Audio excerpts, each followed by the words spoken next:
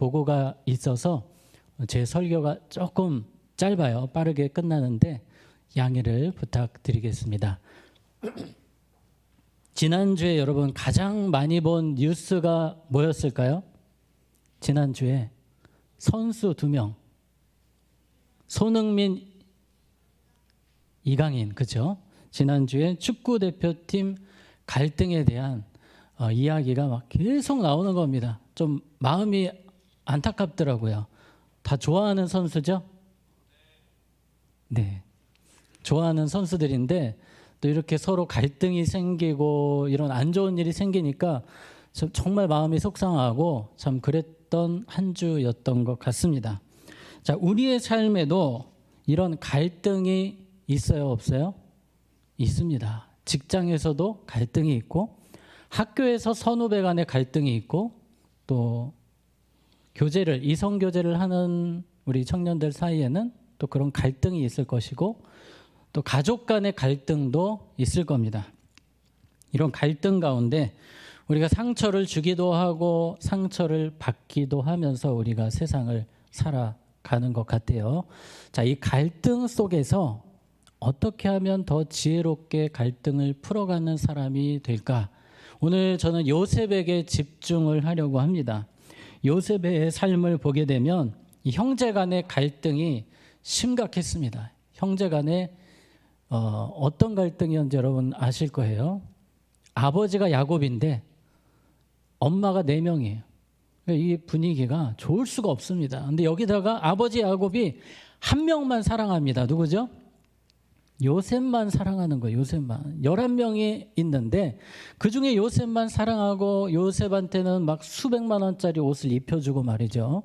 다른 형제들은 요셉을 보면 시기 질투를 넘어서 이제는 분노가 침입니다. 아니 우리는 아들도 아닌가 이런 생각이 들면서 언제부턴가 이제 너무 싫어지는데 꼴보기 싫어지는 지경까지 갑니다. 그 사건이 요셉이 꿈을 꾼 사건이었어요. 요셉이 꿈을 꾸고 형들에게 채색 옷을 입고 안 그래도 저 옷이 싫었는데 그 옷을 입고 형들을 모아놓고 꿈 설명을 합니다. 형들의 단이 저의 단에 절을 하고 있습니다. 막 기분이 나빠요. 형들이 울그락불락 얼굴이 얼룩이 너무 좋지 않습니다. 결국 어떻게 합니까? 요셉을 죽이기로 작정을 해요. 정말 막장 드라마 같습니다. 요셉을 구덩이에다가 밀어 쳐 넣어요. 이건 좀 심하다. 르우벤이라는 장남이 말립니다. 그래가지고 나머지 형제들이 이 요셉을 이집트 노예 상인에게 팔아버립니다. 미디안 사람들에게 동생을 팔아 넘기는 거, 인신매매 보면 여기 팔아 넘기는 겁니다. 얼마나 상처가 됐겠어요. 이 형들 때문에 13년을 정말 안 좋은 말로 개같이 삽니다. 노예로 힘든 인생을 사는 거예요. 그렇게 살다가 하나님의 놀라운 역사로 요셉이 이집트의 총리가 됩니다. 총리가 되었을 때 하나님 참 재밌으신 분이세요. 그 못된 형들과 만나게 하신 거예요. 만났는데 놀라운 것은 여기서 이제 복수가 일어나야 되는 게 일반적인 막장 드라마인데 요셉은 막장 드라마를 안 찍어요. 품어줍니다. 용서해줘요. 그런데 여기가 끝이 아닙니다. 여기까지 좋았어요. 형들이 야곱 아버지와 함께 고센 땅이라는 이집트 고센 땅에서 살게 됩니다. 거기서 17년 살아요. 근데 매일 두려운 겁니다. 요셉이 복수할까 봐. 말로는 용서한다고 했지만 사람이라면 우리를 가만 놔두지 않을 것이다. 저 권력자가 우리를 분명히 죽이든지 어디로 추방을 보내든지 할 것이다. 매일 두려움에 떨면서 살아가요. 그러다가 이 형들이 계획을 세웁니다. 우리가 살 길은 아버지가 오래 사는 것인데 이제 아버지도 죽었으니 아버지의 유언 프레임을 만들자. 그런 일이 있지도 않지만 아버지가 마치 요셉에게 유언한 것처럼 절대로 형을 건드리지 마라라고 유언한 것처럼 짜가지고 요셉에게 들이미는 겁니다. 그랬더니 요셉이 그걸 보고 사실 딱 봐도 보이거든요. 이거는 뭔가 치졸한 그런 행동이라는 게 보여요. 여기서 요셉이 형들에게 막 화를 내고 진짜 무서운 맛을 이제부터 보여주겠어 할 수도 있는데 요셉이 이 모든 것을 종결을 시킵니다. 요셉이 깔끔하게 하나님의 은혜로 덮어요. 사랑으로 이 모든 갈등을 이겨냅니다. 그래서 오늘 우리가 이 요셉의 모습을 보면서 어떻게 요셉은 우리랑 무엇이 다르길래 이 형들과의 그 갈등을 은혜롭게 잘 끝낼 수 있었을까? 자, 그 첫 번째입니다. 첫 번째, 선으로 바꾸시는 하나님을 어떻게 했어요? 믿었습니다. 선으로 바꾸시는 하나님.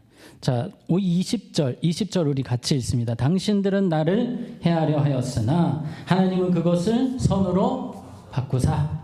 이게 중요한 구절입니다. 형들은 나쁜 짓 했다고 인정하는 거예요. 형들이 나한테 상처 엄청 줬다고 인정하는 겁니다. 하지만 하나님은 그것을 선으로 바꾸셨다라고 고백하는 거예요. 믿는 거예요. 이 부분이 바로 용서할 수 있었던, 갈등을 풀 수 있었던 핵심 포인트입니다. 한번 따라해 보겠습니다. 하나님은 선으로 바꾸십니다. 믿으세요? 여러분, 직장에서, 학교에서 분명히 갈등이 있습니다. 어려움이 있어요. 누군가가 상처를 주기도 합니다. 그런데 하나님은 그것을 무엇으로 바꾸신다고요? 선으로 바꾸신다. 여러분, 늘 이 사실을 되뇌었으면 좋겠어요. 분명히 가슴 아픈 일이 살다 보면 옵니다. 정말 나쁜 말로 때려 죽이고 싶은 생각이 들 수도 있어요. 그때마다 하나님은 이것을 무엇으로? 선으로 바꾸신다. 여러분, 이 믿음이 너무나도 중요합니다. 두 번째입니다. 우리가 진정한 종으로 사는 삶. 두 번째는 진정한 종으로 사는 삶이에요. 형들이 그런 얘기를 합니다. 우리가 네 종 할 테니까 우리 좀 살려달라고, 제발 용서해달라고 빌어요. 그때 요셉이 이 말을 합니다. 19절에 요셉이 그들에게 이르되 두려워하지 마소서, 내가 하나님을 대신하리이까. 아멘. 본인이 하나님이 아니라는 거예요. 하나님의 뜻은 분명하다는 것입니다. 형들을 품어주고 용서하는 것이 하나님의 뜻이기 때문에 내가 형들 함부로 벌할 수 없다는 거예요. 내 위에는 하나님이 계시기 때문에. 여러분, 요셉 정도 되면, 지금 요셉은 이집트의 총리입니다. 사실은 왕보다, 그 당시 왕보다 더 권력이 있어요. 온 나라를 휘두르는 사람입니다. 그런데 하나님이 어디 계신 거예요? 위에 계신 겁니다. 하나님이 주인인 거예요. 나의 주인은 하나님이시기 때문에 저는 용서할 겁니다. 품어줄 겁니다. 그것이 주님의 뜻이기 때문입니다. 제가 10년 전에 그 교회 사역을 할 때 만난 여자 집사님이 있습니다. 그 집사님이 예배가 마치고 저에게 오셔서 막 분노의 말을 쏟아내셨어요. 목사님, 오늘 담임 목사님 설교가 저는 이해가 되지 않습니다. 그때 설교 주제가 원수를 사랑하라였어요. 저는 원수를 사랑할 수 없습니다. 저는 시어머니를 절대로 사랑할 수가 없습니다. 이 얘기를 하시는 거예요. 그때 제가 해줬던 말이, 집사님, 지금은 많이 힘들지만, 지금은 어떤 상처가 있으신 것 같지만 마음이라도 조금 열어두세요.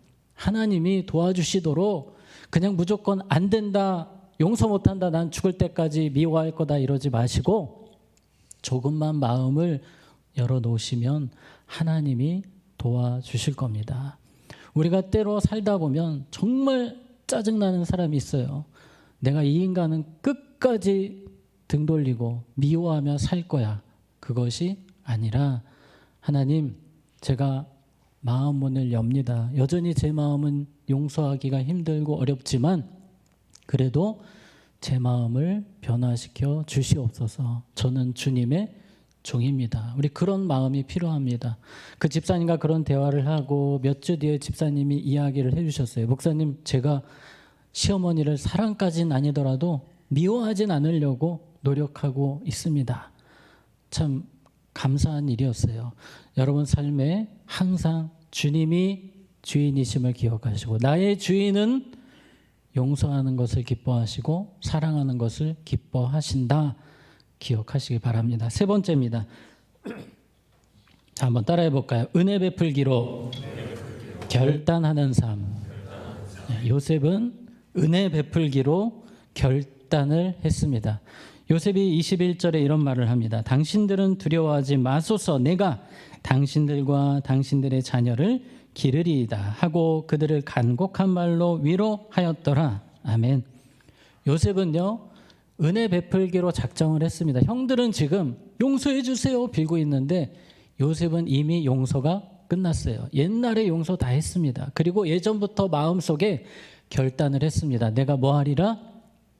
은혜를 베풀 것이다. 그러더니 형들에게 약속합니다.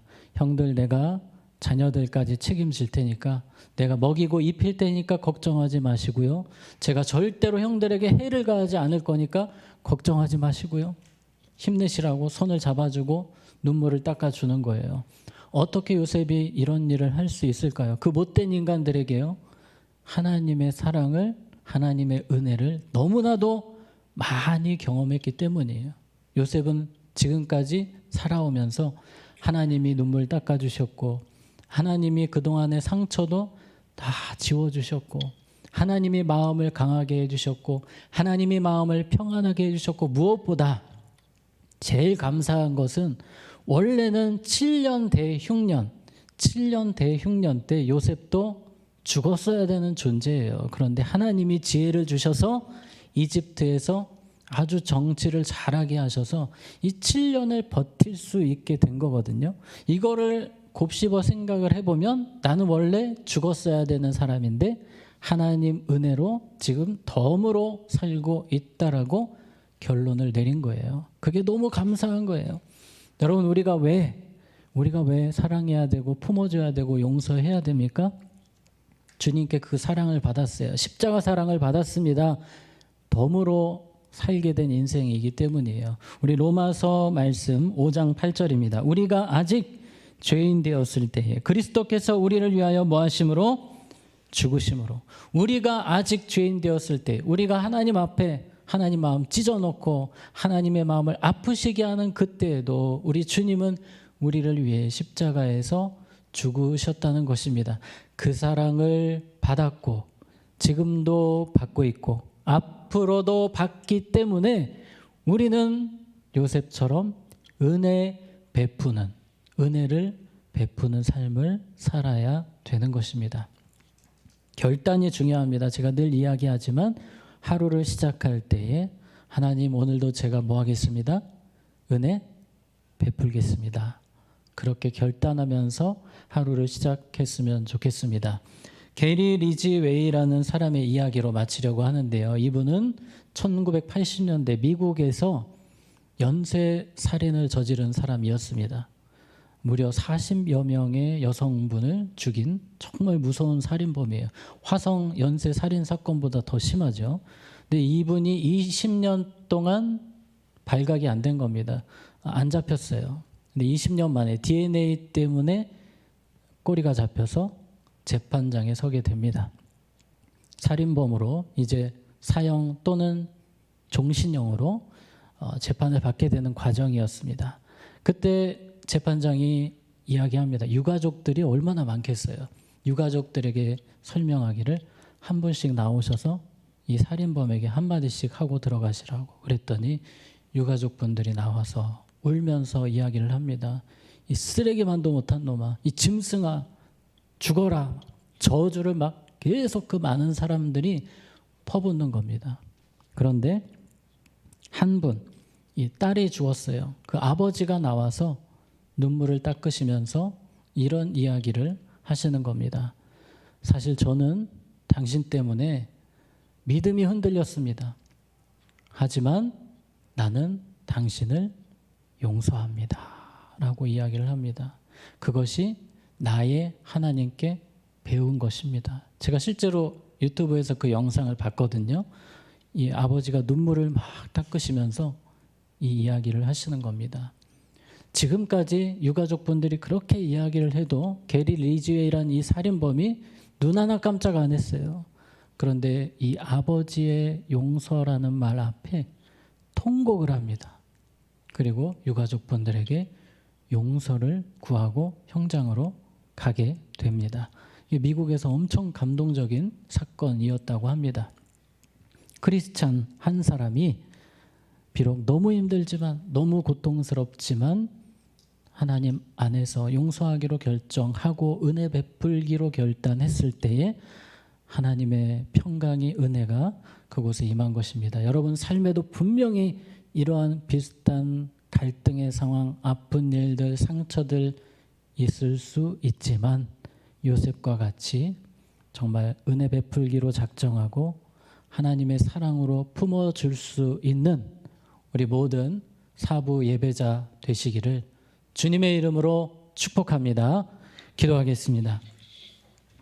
하나님 아버지, 주님은 우리를 용서하셨고 품어주셨지만 저희는 그렇게 살지 못했음을 고백합니다. 쉽게 미워하고 원망하고 분노하고 용서하지 못했던 우리를 용서하여 주시옵소서. 주님께 받은 사랑을 가지고 요셉처럼 그럼에도 불구하고 선으로 바꾸시는 하나님을 믿게 하시고 은혜 베풀기를 원하시는 우리의 주인 되신 하나님을 위해 더 품고 사랑하고 은혜 베푸는 우리 모두가 되게 하여 주시옵소서. 예수님의 이름으로 기도하옵나이다. 아멘.